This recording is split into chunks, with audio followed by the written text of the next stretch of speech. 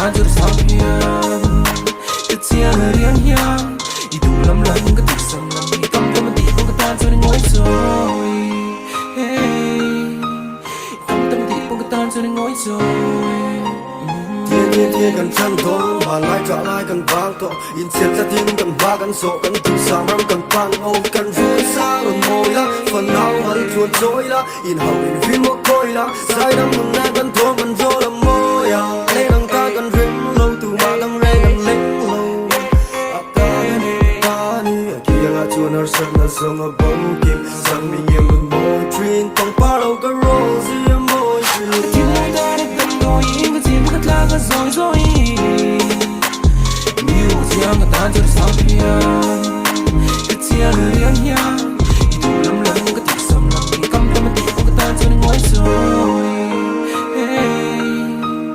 cầm tâm đi con người ta chưa ngồi rồi lẽ đang tham chua na đêm to lâu thế lâu vui thế nên tận hứng nhìn như nồng lái ở chỗ bể khát thu na cắt trao và bể to khi một thế gần hứng ô lẽ đến năm na từng tiêm từng tổ khó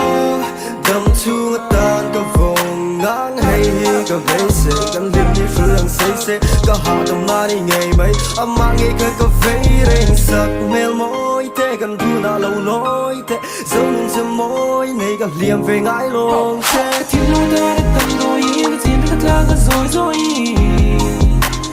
nhiều chuyện người ta chưa sao hiền cái chia người riêng hiền đi đủ lắm lần cái tiếc sầm lắm đi cầm tâm đi con người ta chưa ngồi rồi